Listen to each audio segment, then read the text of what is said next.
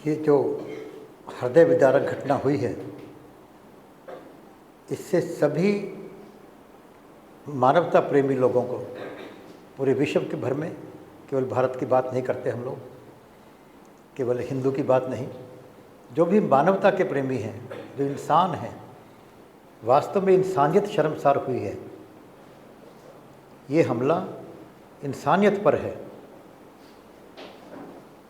और इसी बात को रोकने के लिए, ऐसी बात ना हो, श्री देवालय संघ लगातार इसकी कोशिश कर रहा है। आज भी इसके बाद हम 3 बजे के लगभग एक मौन पदयात्रा करेंगे और यहाँ पुलिस स्टेशन में एसीपी की साहब को प्रधानमंत्री के नाम पे ज्ञापन भी देंगे। उसमें एक ही बात लिखी है हमने कि हमें शक्तिशाली बनना होगा, राक्षसी वृत्ति को मिटाना होगा और कोई उपाय नहीं है, इसका कोई उपाय नहीं है। कई बार पूछते हैं राक्षसी वृत्ति क्या है? यही होती है राक्षसी वृत्ति। राक्षसी वृत्ति वाला कहता है कि मेरे हिसाब से चलो, यदि मेरे हिसाब से नहीं चलोगे तो मैं सताऊंगा, मार दूंगा।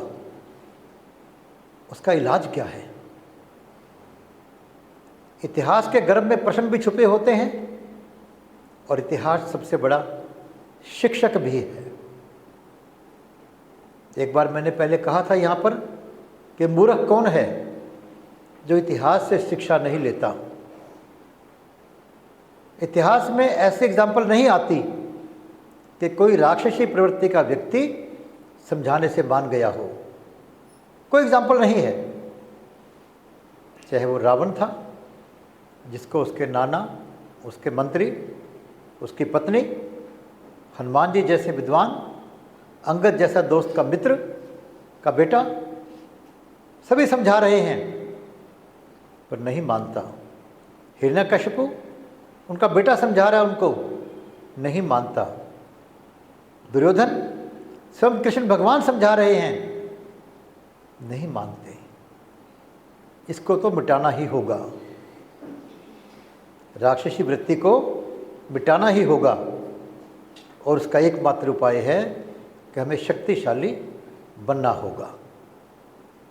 आप एक बार विचार करो कि यदि वहाँ पर जितने भी लोग थे, अगर वो मुकाबला करते तो इतने लोग नहीं मरते।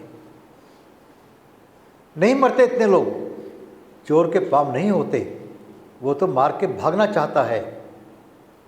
पर आज समाज इतना कमज़ोर हो गया है, उनके पास तो स्टेन गन थी। मान लो अपने मोहल्ले में 200 आदमी रहते हैं और 4 बदमाश आ जाएं तो भी 200 आदमियों को वो परेशान करके चले जाते हैं। 200 आदमियों के सामने किसी निर्दोष व्यक्ति को वो मार के चले जाते हैं। क्यों इतने कमज़ोर हो गए हम लोग? क्यों इतने अपने आप से दूर हो गए? आज आपके पड़ोसी के ऊपर कोई हमला हो रहा है और आप द्वार बंद करके बैठे हैं तो निश्चित है कि अगला नंबर आपका है। आप उसे बच नहीं सकते, अगला नंबर आपका है। और मुकाबला करने के लिए कोई हथियार नहीं चाहिए होते, आपका आत्मबल और आपकी जागरूकता। मैं इसके बारे में एक एग्जाम्पल देना चाहूँगा आप सबको। आप गूगल में देख सकते हैं, पंजाब के 2 डीजीपी बड़े मशहूर हुए हैं जिन्होंने पंजाब में आतंकवाद को मिटाने में बहुत बड़ा काम किया। एक थे JF रिबेरो और दूसरे थे KPS गिल। रिबेरो जब रिटायर हो गए तो चंडीगढ़ के रोज़ गार्डन में वो सैर कर रहे थे। उनके ऊपर अटैक हुआ आतंकवादियों का और वो दिमाग से जागरूक थे, तो समझाया करते थे कि यदि आप पे अटैक हो जाए, जगह खुली है तो ज़मीन पर लेटकर आप रोटनी खानी शुरू कर दो। उन्होंने वैसे ही किया, उनका बाल भी बांका नहीं हुआ। एग्जाम्पल है सामने। एक हमारे मित्र हैं पंजाब के बुढ़लाडा के अंदर, उनके भाई को 2 आतंकवादियों ने पकड़ लिया और मोटरसाइकिल के ऊपर बीच में बिठा लिया। अब आदमी क्या करेगा? वो मोटरसाइकिल चला रहा है, उस पर बिठाया और दूसरे को उससे पीछे पकड़ कर बैठ गया उसको। जैसे ही मोटरसाइकिल पे किक मारी उसने, उस लड़के ने हिम्मत करके वो निकल के भाग लिया और अपनी दुकान पर जाकर उसने शटर बंद कर लिया।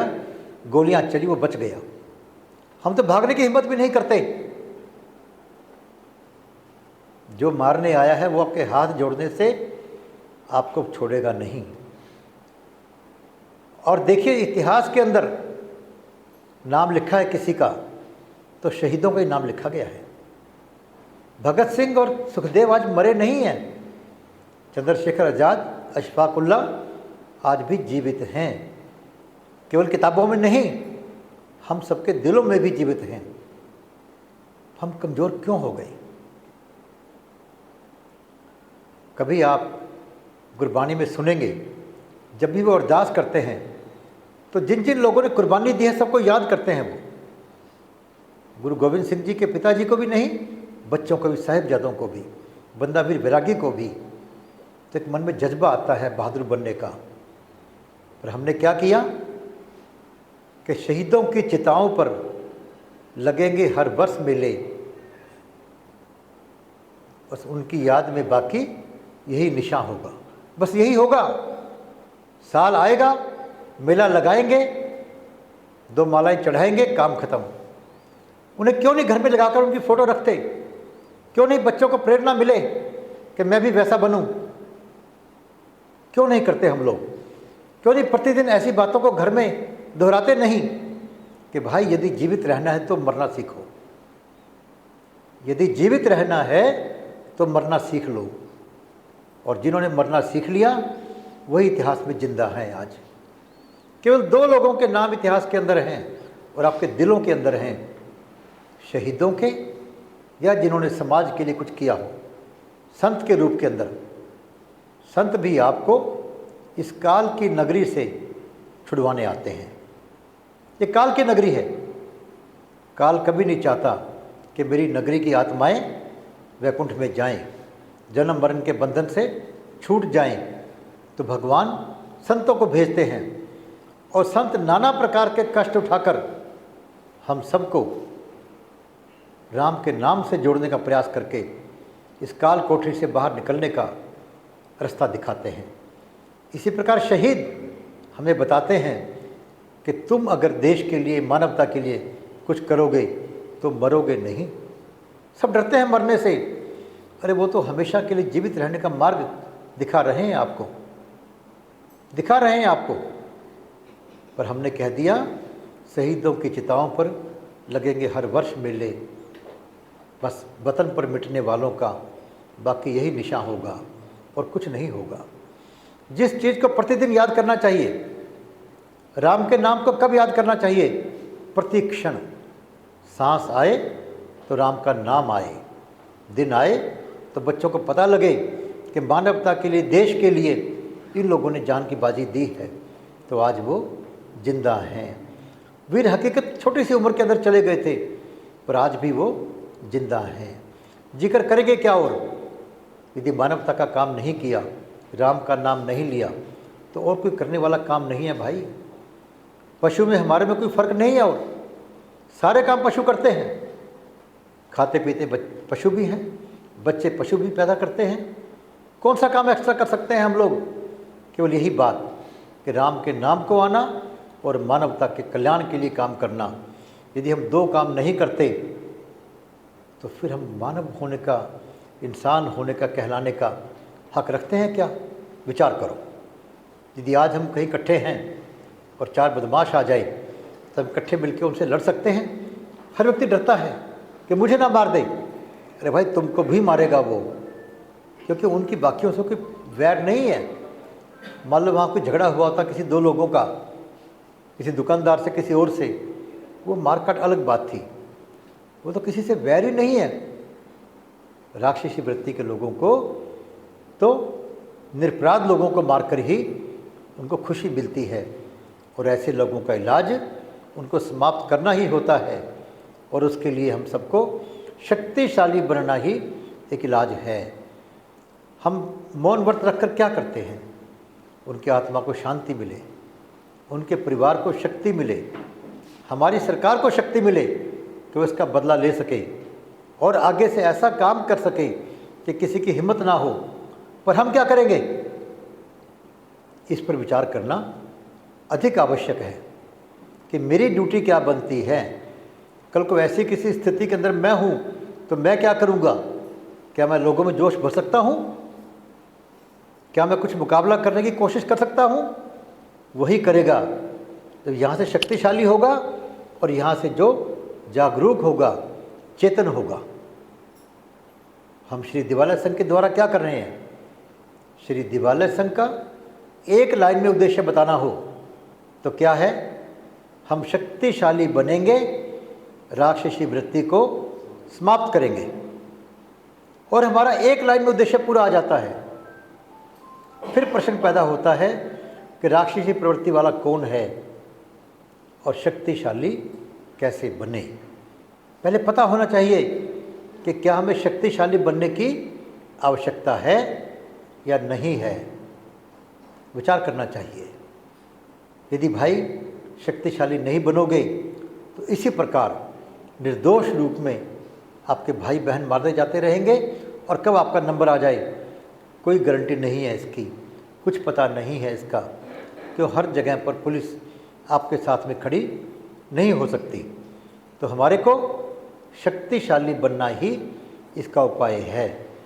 और शक्तिशाली बनने के लिए श्री दिवालय संघ के अंदर हमेशा एक ही बात प्रभु कहलाते हैं कि हम संस्कारवान बने। संस्कार और संस्कृति, इन दो के द्वारा ही हम शक्तिशाली बन सकते हैं। संस्कार से हमारा आत्मबल बढ़ता है और संस्कृति से हमारा संगठन बनता है। अभी एक मेरे मित्र साउथ वियतनाम गए थे, दक्षिणी वियतनाम। आपको मालूम शायद ना हो कि वियतनाम के अंदर 15 से 20 साल तक अमेरिका ने बहुत ज़्यादा बम बरसाए। उनकी फौजों ने वहाँ पर बहुत कहर ढाया, बहुत लोगों को मारा, बर्बाद हो गया था। पर अल्टीमेटली अमेरिका को वो देश छोड़ना पड़ा क्योंकि वहाँ के लोगों का आत्मबल मजबूत था। वो गुलाम नहीं हुए। हम गुलाम क्यों होते हैं? एक बार एक मित्र ने बताया कि हांगकांग में वो उनका दोस्त गया था तो अड़ोसी पड़ोसी उनसे बात कम किया करते। हांगकांग या सिंगापुर कोई देश, मुझे पूरा नाम याद नहीं। एक दिन पूछ लिया उसने, अच्छा व्यापारी था, अच्छा बढ़िया इंसान था, अरे भाई हमारे से कम क्यों मिलते हो? कहता हमने एक बात पूछनी है आपसे, कम क्यों मिलते हैं? कि आप अंग्रेज़ों के गुलाम रहे। कितने अंग्रेज़ थे और कितने आप लोग थे? कहता आपको गुलामी में रखने वाले भी आपके ही लोग थे, अंग्रेज़ों के द्वारा सिखाए हुए, बहकाए हुए या खरीदे हुए आपके ही लोग। जब आपके लोग अपने लोगों को मार सकते हैं तो हमारे को तो मार ही सकते हैं भाई। वो एक भावना मन के अंदर बैठ गई। विचार कीजिए कि अपनों को ही अपनों ने मारा, तभी हम मरे, हारे, गुलाम हुए। दुश्मनों से कभी नहीं गुलाम हुए हम लोग। दुश्मनों में इतनी हिम्मत नहीं थी भाई। लेकिन जब अपने मारे तो बचना मुश्किल होता है। और वियतनाम ने क्या किया? गुलामी नहीं मानी और फिर उन्होंने वियतनाम को दोबारा बनाना शुरू किया। और आज वियतनाम पूरे विश्व के अंदर घूमने के लिए सबसे सुंदर स्थानों में एक स्थान है। तो वहाँ पर एक हॉल बना हुआ है जिसमें प्रदर्शनी है। उसके 2 गेट हैं। एक है ज्ञान द्वार, विजडम गेट। वहाँ पर जाओगे तो आपको पुस्तकें मिलेंगी ज्ञान से भरपूर। और दूसरा है व्यवहार द्वार, संस्कार द्वार, कि जहाँ जाने से आपको व्यवहार के बारे में, संस्कार के बारे में शिक्षा मिलेगी। बिना संस्कारों के ज्ञान अधूरा है। और कायर होना, डरपोक होना, ये संस्कार की बात नहीं है। कभी धर्म के लक्षण पढ़ेंगे आप तो उसमें एक लक्षण आता है सीखने को तैयार रहना, और दूसरा आता है शौर्यवान बनना, साहस से भरपूर होना। पता नहीं कहाँ भूल गए हम लोग, पता नहीं कहाँ भूल गए। जिसमें साहस हो वो बिना हथियार के भी बहुत कुछ कर लेता है। जब पंजाब में आतंकवाद था, मैं पंजाब में रहा करता, तो हमारे एक मित्र के पास रिवॉल्वर था। तो मैंने कहा, भाई रिवॉल्वर तो तैयार रखते हो गए? कहता जी रिवॉल्वर लॉकर में रखा हुआ है। देखिए, उसके पास रिवॉल्वर है और रिवॉल्वर कहाँ रखा है? लॉकर में। क्यों? कहता कि रिवॉल्वर छीनने के लिए आतंकवादी ना आ जाए। क्या लाभ उसका भाई, क्या लाभ उसका? जिसमें आत्म बल नहीं है वो रिवॉल्वर होने से भी क्या करेगा, और रिवॉल्वर ना होने से भी क्या करेगा वो। और जिसमें आत्म बल है वो कुछ भी कर देगा, कुछ भी कर देगा। घर में आपके मिर्च होती है, मिट्टी होती है, पता नहीं कितने साधन होते हैं, और हम जागरूक तो हों कि मैंने मुकाबला करना है। अगर भागने को तैयार बैठे, भागने के लायक तो हो। हम तो ना भाग पाते हैं, ना मुकाबला कर पाते हैं, फिर क्या कहें। तो पहलगाम की शिक्षा से हम जैसे मौन के द्वारा उनकी आत्मा की शांति के लिए प्रार्थना करते हैं प्रभु से, उनके परिवार को शक्ति देने के लिए प्रार्थना करते हैं। साथ में हम अपने लिए भी प्रण करें कि यदि कैसा मौका आया तो मैं मुकाबला करूंगा, मैं उसका मुकाबला करूंगी। भागेंगे नहीं और अन्य को भी मोटिवेट करेंगे, तो निश्चित है बचने की संभावना बढ़ जाएगी। वरना तो मरने की संभावना 100% है यदि आप कुछ नहीं करते। जैसे बॉम्बे अटैक हुआ, होटल के अंदर कितने लोग मारे गए। अगर सारे मिलकर उन 5-4 लोगों का मुकाबला करते तो 10-5 लोग ही मरते, 300 लोग नहीं मरते। सब भाग रहे हैं, बच रहे हैं, और वो एक एक को चुन के मार रहे हैं।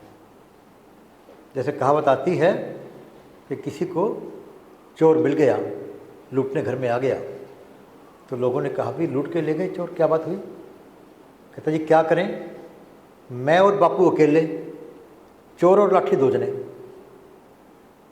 चोर अकेला था वो, कहता मैं और बापू अकेले, चोर और लाठी 2 जने। इतनी कमजोरी मन के अंदर, इतनी कमजोरी। तो क्या हम शक्तिशाली बनने का प्रण लेंगे? श्री दिवाले संघ यही काम कर रहा है कि ऐसी हिम्मत करने की बदमाशों की ना हो, राक्षसी प्रवृत्ति वालों की हिम्मत ही ना हो कि पता है ये सब पीछे पड़ जाएंगे। और इकट्ठे कुत्ते हों तो शेर को खा जाते हैं, इकट्ठे हों, मिलकर लड़ते हों। अरे मिलकर लड़ोगे, मक्खियाँ आ जाएं तो आप लोग मुकाबला नहीं कर पाओगे। एक मच्छर आ जाए रात को, सो नहीं पाते आप लोग। अपना आत्मबल तो पैदा करो, मच्छर मक्खी से कमज़ोर तो ना बनो भाई। श्री दिवालय संघ के द्वारा यही एक संदेश हमें जन जन तक पहुंचाना है, जन जन तक पहुंचाना है कि राम का नाम से जोड़ना है, राम के काम से भी जोड़ना है। अरे आतंकवादी जब आता है अपनी जान को हथेली में रख कर आता है, उसे पता है कि मैं बचूंगा नहीं बचूंगा। क्या हम लोग अच्छे काम करने वाले मिशन लेकर काम नहीं कर सकते? क्या हम अच्छे काम करने वाले कष्ट उठाकर समाज का भला करने को आगे नहीं बढ़ सकते? बढ़ सकते हैं, कर सकते हैं। और ऐसे काम के लिए आपको चारों ओर से लाभ होगा। हम ज़्यादा लोग मरते हैं अपनी इज्जत के लिए, आपकी इज्जत बढ़ेगी समाज के अंदर, करके देखिए आप। हम भटकते हैं मन की शांति के लिए, आपको मन की शांति मिलेगी, करके देखो आप। और आपको पूरी तरह से आपके व्यापार के अंदर भी लाभ होगा, क्योंकि जब मन शांत होगा तब अच्छे ढंग से हर काम को कर पाएंगे। तो मेरा आप सबसे यही निवेदन कि श्री दिवालय संघ के मैसेज को घर घर तक, जन जन तक पहुंचाने में साथ दें, आगे बढ़कर साथ चलें। बहुत अच्छा लगता है आप एक को साथ में लेकर आते हैं। केवल इतना ही बना लें आप कि मैं हर रोज़ एक व्यक्ति को श्री दिवालय संघ के बारे में बताऊंगा या बताऊंगी, केवल एक व्यक्ति को, और सप्ताह में एक बार एक को साथ में लेके आएंगे। इतना सा काम कर लो, 1 साल के अंदर कितना बड़ा काम हो जाएगा आप सोच भी नहीं सकते। हर व्यक्ति एक दिन एक व्यक्ति को श्री देवालय संघ के बारे में बताए कि ऐसे कांड ना हो, ऐसे नरसंहार ना हो। इसी के लिए श्री देवालय संघ कार्य कर रहा है। आओ जुड़े ऐसी संस्था के साथ में कि ताकि समाज के अंदर दोबारा कभी कोई दुष्ट या राक्षस वृत्ति का व्यक्ति ऐसी हिम्मत ना कर पाए, ऐसा सोच भी ना पाए। और दूसरा, अपना हफ्ते में एक आदमी को ले आओ यहाँ पर, तो आपकी तन की सेवा, मन की सेवा, धन की सेवा, सारी सेवा भगवान को मंजूर होगी। किसी का आपका कोई प्रश्न इस बारे में हो तो बात कर सकते हैं। कोई प्रश्न भी आप में किसी के अंदर हो तो बताइए आप, क्या हमें ये काम करना चाहिए, और करना चाहिए तो कोई और ढंग अच्छा हो तो उसके बारे में हम आपसे बात कर सकते हैं, विचार कर सकते हैं। दो बातें कही हैं आपको कि हमने क्या कह दिया कि शहीदों को साल में एक बार याद करेंगे, बाकी याद नहीं करेंगे। जो आपने कहा है, जो प्रतिदिन याद करने की बात है उसे करेंगे, साल में एक बार मेला लगाएंगे। इसी कारण हम लोग अपने आप को बहादुर नहीं बना पाते, अपने आप को सुदृढ़ नहीं कर पाते, दिशा नहीं दे पाते। और इसका इलाज क्या है? श्री देवालय संघ इसका इलाज है। इसी कारण है हम जब मीटिंग रखते हैं क्या करते हैं यहाँ पर, तो खाने पीने नहीं आते हम लोग। श्री देवालय संघ ही इसका एक इलाज है, या श्री देवालय संघ जैसा संगठन ही इसका एकमात्र उपाय है। हमने शक्तिशाली हथियारों से नहीं बनाना, हथियार तो बना रहे हैं लोग। अमेरिका में हर बच्चे को हथियार लेना अलाउड है, और कभी स्कूल में कभी गोली चला देता है। शक्तिशाली कहाँ से बनता है व्यक्ति? यहाँ से बनता है। जागृत कहाँ से होता है? यहाँ से होता है। और श्री देवालय संघ के अंदर यहीं से शक्तिशाली बनना सिखाया जाता है। जिस व्यक्ति में संस्कार होंगे उसको शक्तिशाली होगा, वो डरपोक नहीं होगा। कायर होना, डरपोक होना अधर्म की निशानी है, पाप की निशानी है। और संस्कारों पर चलने वाला व्यक्ति ना डरपोक होगा ना कायर होगा, वो अड़ जाएगा। किसी को मार ना पाए लेकिन मरने से भागेगा नहीं। इसलिए कभी संत लोग भागे नहीं। संत लोगों की आंखों में कभी आपने आंसू नहीं देखे कष्ट के कारण। उनकी आंखों में आंसू आ सकते हैं किसी और के दुख के कारण, लेकिन उनको कोई कष्ट दे रहा है। किसी राजा ने उनको सूली पर चढ़ाया, किसी ने उनको बुरी तरह से मारा, तो भी संतों के चेहरे पर मुस्कान देखेंगे आप। तो इसका इलाज यही है कि राम का नाम हर क्षण, और संस्कारों की बात प्रतिदिन।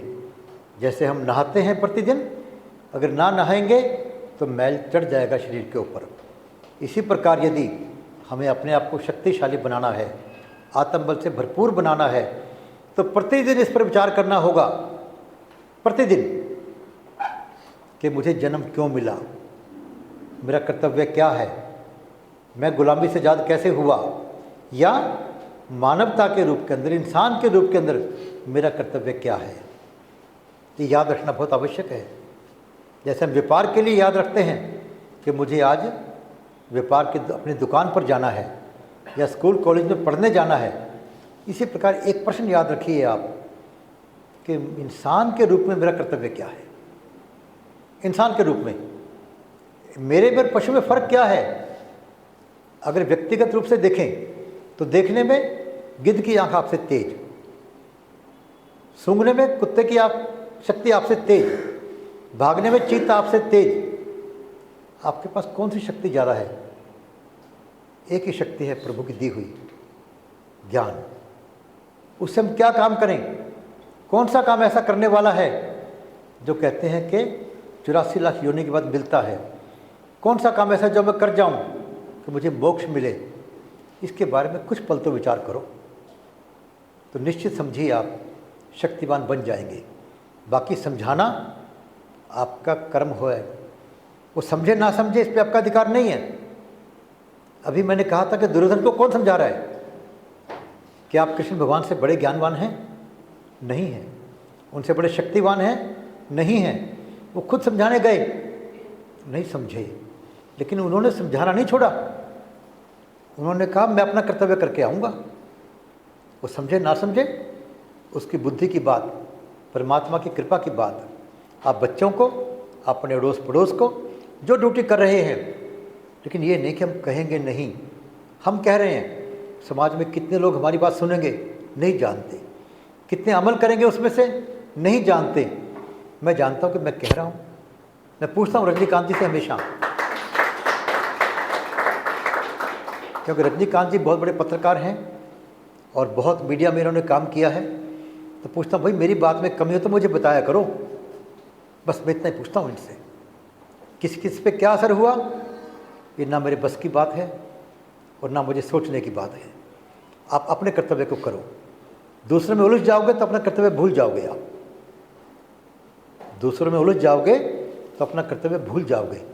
आपका कर्तव्य अपने आप को राम के नाम से जोड़ना, राम के काम से जोड़ना।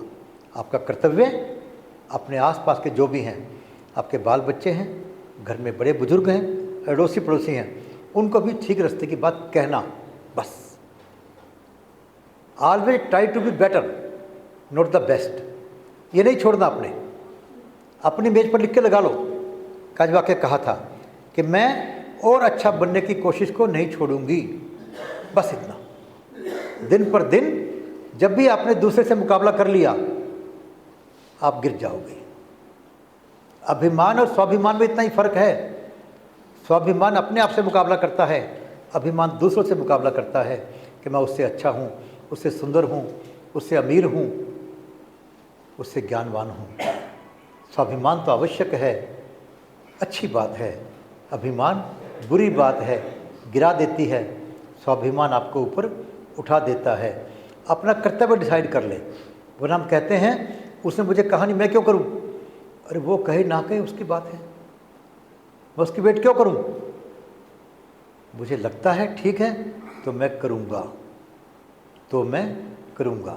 ठीक नहीं है तो कहने से भी नहीं करेंगे, अवॉइड करेंगे उसको। तो अपने आप को और अच्छा बनाने की कोशिश को नहीं छोड़ना।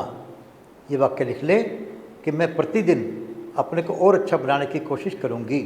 तो आप सोचोगे क्या अच्छा और बनाऊं? आपके मन में आएगा ना, या तो कोई बुराई छोड़ दूं या कोई अच्छाई पैदा कर लूं। ये वाक्य आपकी ज़िंदगी को बदल देगा। ये वाक्य आपके जीवन के अंदर कभी कमजोरी नहीं आने देगा, क्योंकि आप केवल अपने प्रति कंसर्न हैं। तो श्री दिवालय संघ के कार्य को, उद्देश्य को बढ़ाने में आप लगे रहिए। आप जो चाहती हैं वो प्रभु अवश्य पूरा करेंगे। आइए। हाँ जी। कि प्रारंभ से ही हमारे विद्यालयों में हमारी सनातन संस्कृति एवं संस्कारों को पढ़ाने का कार्य अनिवार्य किया जाए। हमने अभी जो लिखा है, अभी हमने श्री दिवालय संघ के द्वारा हम सब ने एक कार्यक्रम बनाया है कि हम जितने स्कूल हैं उनसे प्रार्थना करेंगे कि हम श्री दिवालय संघ के द्वारा आपको संस्कार शिक्षा केंद्र के रूप में सम्मानित करना चाहते हैं। स्कूल में हम देंगे एक मोमेंटो कि ये विद्यालय श्री दिवालय संघ के द्वारा सम्मानित संस्कार शिक्षा केंद्र है। और संस्कार शिक्षा केंद्र के अंदर जो 3 हमारे उद्देश्य हैं संस्कार संस्कृति के लिए, उससे बच्चों को बचपन से ही जोड़ा जाए। तो इसके लिए हम पहले ही प्रयास कर रहे हैं। कुछ स्कूल हमारे पास नाम आ चुके हैं, लगभग 15-20 स्कूलों के नाम हमारे पास इस बारे में आ चुके हैं। और आप भी अपने आसपास जिनको जानते हैं उनसे बात कीजिए कि हम चाहते हैं कि आपका विद्यालय संस्कार शिक्षा केंद्र के रूप में भी सम्मानित हो और गौरवान्वित हो। वो कह सके बच्चों के पेरेंट्स को कि हमारे यहाँ संस्कार भी सिखाए जाते हैं। और हमने आज ज्ञापन में प्रधानमंत्री जी को यही निवेदन किया है कि स्कूलों में बच्चों को आत्मरक्षा के लिए तैयार किया जाए, कम से कम आत्मरक्षा करनी सिखाई जाए। तो हम इसी पर काम कर रहे हैं। हाँ जी। अभी पहलगाम की घटना पर चर्चा हो रही थी। मेरे मन में एक विचार आया, उन आतंकवादियों को क्या मिला ये घटना देखने के बाद? मैं बता रहा हूँ आपको भी। क्या हित था, उनका क्या सोच थी, उनको क्या मिला? क्या वो किसी द्वारा, इस माया के द्वारा प्रेरित थे? इस पर भी हमें चर्चा करने का प्रयास है। मैं बता रहा हूँ आपको कैसे होता है।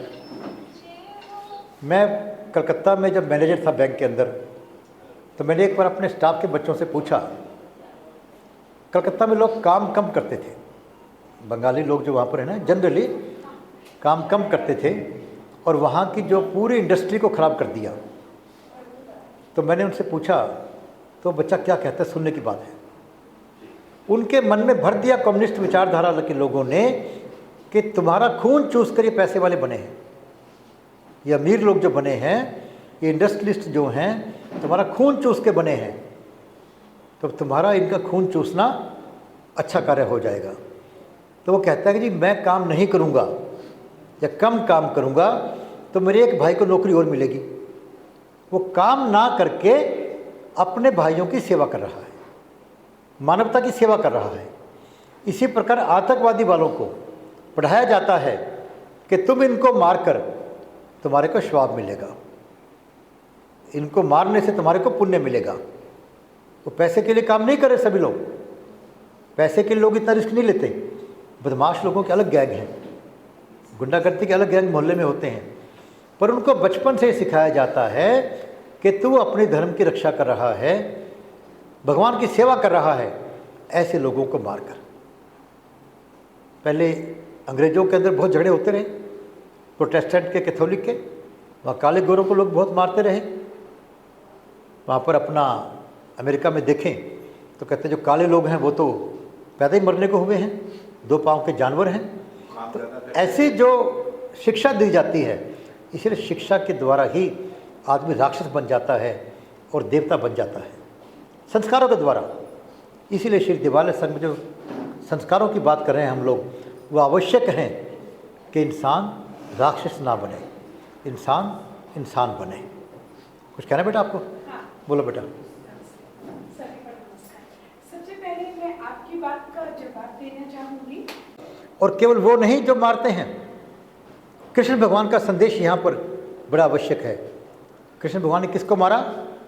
दुर्योधन को मरवाया। उसका साथ देने वाले कर्ण और भीष्म पितामह चाहे अच्छे थे, वो भीष्म पितामह को बुरा नहीं कहते, अच्छा कहते हैं, उसको भी नहीं छोड़ा। और फिर आज हम श्याम बाबा के रूप में जिनकी पूजा करते हैं, कहा कि बाद में साथ देगा, उसको भी नहीं छोड़ा।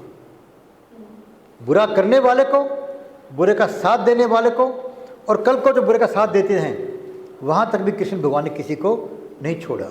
और हमने क्या किया? कृष्ण भगवान के हाथ में बंसी पकड़ा दी। अरे उसके हाथ में सुदर्शन चक्र हो, उसके हाथ में गीता का संदेश हो। इस ढंग से मिसगाइड किया गया हमारे को और कमज़ोर कर दिया गया। नाच रहे हैं कृष्ण भगवान की बंसरी के ऊपर, राधा जी नाच रही हैं। अरे वो तो 8 साल के बाद तो मिला ही नहीं उनसे भाई, उम्र के बाद। तो ये जो हमारे लोगों को मिसगाइड किया गया, आज भगवान ने प्रेरणा दी और हम लोग दोबारा काम यही कर रहे हैं कि लोगों में उत्साह भरें, उनको पथ प्रदर्शक बने उनका, और रास्ता दिखाएं कि यदि समाज में मानवता को जिंदा रखना है, समाज में हमें सुख और शांति रखनी है, तो शक्तिशाली बनना ही एकमात्र उपाय है। क्योंकि बिना शक्ति के राक्षसी वृत्ति समाप्त नहीं हो सकती। कैंपेन चलाना, जो हम कैंपेन चला रहे हैं, और ये क्या ये इसका सॉल्यूशन है या? कैंडल जलाना क्या होता है? देखिए, मोदी जी ने अपने से कहा कि थाली बजाओ कोरोना के अंदर। ये चीज़ें हमको इकट्ठा करती हैं, हाँ। एक संदेश देती हैं। हमें साल भर के बाद शहीदों के मेले पर नहीं जाना, ये तो रेगुलर होना चाहिए। हर हफ्ता मीटिंग की क्या जरूरत है अपने को? एक बात कह दी, दोबारा बात वही कहता हूँ मैं। हर बार 3 संकल्पों की बात कहता हूँ, हर बार संस्कार संस्कृति की बात कहता हूँ। क्या ज़रूरत है भाई? रिपीट नहीं करेंगे तो अभ्यास में नहीं उतार पाएंगे, बार बार रिपीट करना पड़ता है। यह आवश्यक है कि हम अपने संस्कारों को प्रतिदिन इन बातों को दोहरा लें। हाँ बेटा बोलो। जय हो माता पिता की। जय हो माता पिता की। मैं इसलिए कहना चाहती हूँ, जैसे पहले नुक्कड़ नाटक होते थे, तो इस तरह से संदेश जल्दी पहुँचेगा। हम धीरे धीरे ऐसे जुड़ेंगे तो सही, और हम बोलते भी हैं और लोगों को भी जोड़ रहे हैं। लेकिन हम चाहते हैं कि जैसे नुक्कड़ नाटक होते थे, तो वो एकदम समाज के कई लोगों को एक साथ संदेश देता है। आपने और पहले ये चीज़ें होनी चाहिए। आपने पहले भी कहा था, नुक्कड़ नाटक करना हर के बस की बात नहीं होती। बैठिए, इसीलिए हम स्कूलों में जा रहे हैं, हम स्कूलों में, मंदिरों में, जहाँ भी इकट्ठे हो रहे हैं, हम स्कूलों के द्वारा यही देने की प्रयास कर रहे हैं कि संस्कार शिक्षा केंद्र के रूप में स्कूलों से शिक्षा दी जाए। तो स्कूल में जाएगा तो बहुत लोग इकट्ठे हो जाएंगे, जो बचपन में शिक्षा दी जाती है वो आखिर तक रहती है। कितने बहादुर व्यक्ति बन जाए पर वो इंजेक्शन से एंड तक डरता रहता है। वो बच्चे कहते हैं बच्चे को डॉक्टर आया सुबह लगा देगा, डर बिठा दिया। बच्चे को बहादुर बनाना जरूरी है, बचपन से ही संस्कार डालने आवश्यक हैं। तो मेरा एक ही आग्रह है, हम ज़्यादा विचार करने के बजाय कि ये कैसे होगा वो कैसे होगा, अपना कर्म चुन लें कि मैं क्या कर सकता हूँ।